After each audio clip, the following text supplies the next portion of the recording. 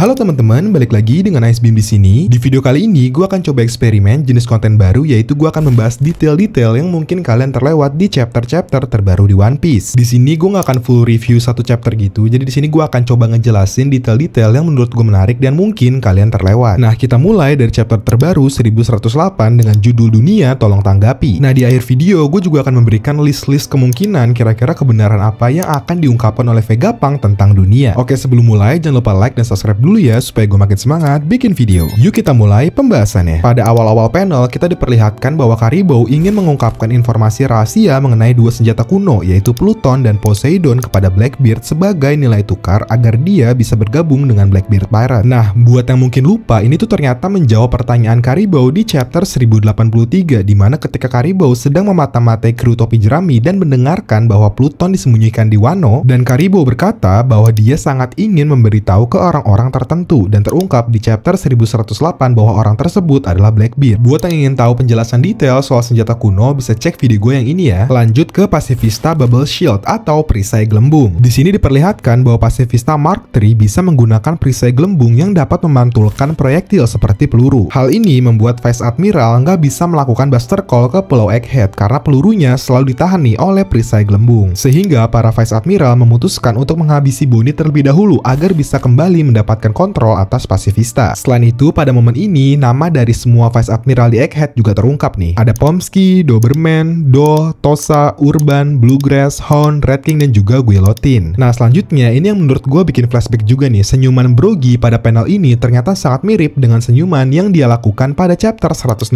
ketika Brogy pertama kali bertemu dengan bajak laut topi jerami. Selain itu, di panel tersebut juga menggunakan onomatopia yang mirip Nika dan Nika yang digunakan untuk menggambarkan senyuman dengan gigi. Di saat ini juga, Dory dan Brogy tidak mengenali Franky, padahal mereka sudah memeriksa seluruh poster burunan kru topi jerami. Nah, mungkin buat yang lupa, selama ini tuh Franky nggak pernah dapat poster burunan yang layak. Pertama, fotonya tuh pakai foto General Franky. Lalu setelah itu, yang kedua, makin parah, poster burunannya sekarang diganti pakai foto Sunny. Nah, selanjutnya ada detail yang menurut gue cukup lucu. Vice Admiral Bluegrass diperlihatkan menggunakan buah iblis Right Fruit untuk mengendalikan Sea Beast. Nah, kalau kalian perhatiin, Sea Beast ini menggunakan penutup luka di lehernya. Hal ini tuh karena sebelumnya di chapter 1089 Kizaru tuh menyerang Sea Beast ini dan tepat banget di bagian leher. Nah, makanya sekarang Sea Beast ini tuh pakai Hansaplast gitu di lehernya. Nah, di panel selanjutnya kita juga diperlihatkan nih bahwa Sanji mengatakan bahwa Saturn sepertinya sudah kehilangan sifat kemanusiaannya dan memiliki tatapan yang sangat aneh. Kalau kalian ingat, Oda tuh pernah mengungkapkan bahwa pengguna Zoan yang awaken bisa membawa resiko termakan oleh sifat hewannya. Jadi mungkin bisa aja Saturn di sini udah kayak kehilangan rasa kemanusiaannya. Nah, selain itu ada fan teoris juga nih. Ternyata planet Saturnus dikenal sebagai planet yang punya mata. Dan kalau kalian perhatiin mata Saturn, ini tuh mirip banget dengan mata milik planet Saturnus. Oke, lanjut. Kalau melihat panel ini, gue bener-bener jadi flashback dimana ketika dulu Kizaru bilang bahwa Luffy tuh nggak bisa melindungi siapapun tanpa kekuatan. Dan akhirnya setelah time skip, tepatnya setelah Wano di Egghead, Luffy mengatakan, aku nggak akan membiarkan kalian pergi, sambil mencengkram Kizaru dan juga Saturn. Nah, terakhir adalah panel yang cukup penting nih di chapter ini, yaitu ketika Vegapunk ingin mengungkapkan kebenaran tentang dunia. Nah, di sini gue coba list nih kira-kira kemungkinan apa aja yang mungkin akan diungkapkan oleh Vegapunk. Pertama, mungkin nama dari kerajaan kuno atau kerajaan agung. Hal ini dikarenakan kalau kita ingat-ingat lagi perkataan Clover, kunci pemahaman abad kekosongan adalah mengetahui nama dari kerajaan kuno tersebut. Dan ketika ini diungkapkan oleh Vegapunk, mungkin akan jadi pembahasan yang menarik banget. Kedua, mungkin adalah sosok Joy Boy yang berhubungan dengan sosok Nika dan ras Buccaneer. Seperti yang kalian tahu, dua hal tersebut adalah hal yang selama ini sangat ditutupi nih oleh pemerintah dan dianggap sangat tabu. Nah, apakah mungkin sosok Joy Boy memiliki hubungan dengan buah iblis Nika dan ras Buccaneer? Ketiga, mungkin Vegapunk juga akan mengungkapkan Imu. Nah, mungkin kalau satu dunia tahu, ini tuh jadi kacau banget karena 19 kerajaan sudah bersumpah bahwa nggak boleh ada yang menduduki tahta kosong tersebut. Kemungkinan lainnya adalah mungkin Vegapunk akan mengungkap arti D, sehingga orang-orang yang punya nama tersebut mulai memahami takdirnya. Dan setelah itu Vegapunk akan tersenyum dalam kematiannya seperti huruf D. Nah, kira-kira menurut kalian hal apa nih yang akan diungkap oleh Vegapunk? Coba komen. Terima kasih sudah nonton video ini. Jangan lupa like, comment, share, dan subscribe supaya gue makin semangat bikin video.